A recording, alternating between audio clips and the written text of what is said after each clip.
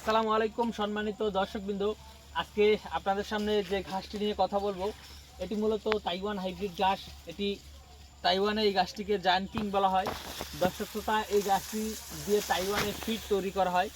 প্রচুর পরিমাণে আপনার ভিটামিন, প্রোটিন এবং মিনারেল সব উপাদানই কিন্তু এই গাছটিতে পর্যাপ্ত পরিমাণে রয়েছে। দর্শক শ্রোতা, এই গাছটি গুয়াতিমালা ঘাস বাংলাদেশে আসার পরে কিন্তু এই গাছটি বাংলাদেশে এসেছে। মূলত সে কারণে এই গাছটি নিয়ে অত বেশি মাতামাতি কিন্তু ছিল না। তবে গুয়াতিমালা গাছটি যখন দেখা যাচ্ছে অনেক বেশি আপনার জার্মিনেশন হয় কম, অনেক দাম কাঠিনের বেশি এবং গাছ হতে অনেক সময় লাগে। আর এই গাছটি ঠিক উল্টো, এটা আপনারা প্রতি 30 দিন পর পর এই ঘাস কাটতে পারবেন। প্লাস আপনার এই ঘাসটি আপনার প্রোটিন 25% রয়েছে এবং আপনার জারে অনেক বেশি ঘাস হয়। স্মার্ট নেপিয়ার ঘাসের মতো জার হয়ে থাকে। এই ঘাসের জার অনেক বেশি জার হয়, অনেক বেশি লম্বা হয়। এখানে ম্যাক্সিমাম আপনার এই এই গাছগুলো ম্যাক্সিমাম 18 থেকে 20 ফিটের মতো লম্বা হবে। তো দর্শক শ্রোতা, আমরা এই তাইওয়ান হাইব্রিড ঘাসের কাটিং বর্তমানে ডেলিভারি দিচ্ছি। আমাদের কাছে অল্প কিছু কাটিং রয়েছে।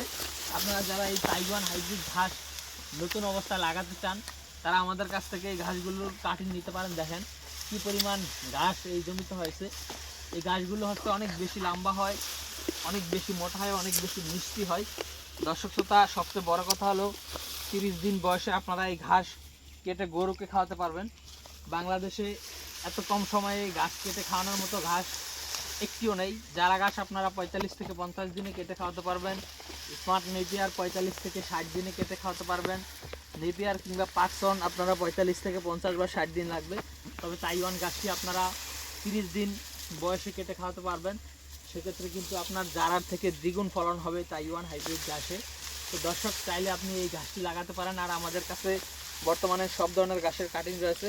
আপনার যে কোনো ঘাসের কাটিংয়ের জন্য আপনি আমাদের স্ক্রিনে দেওয়া নম্বরে যোগাযোগ করতে পারেন।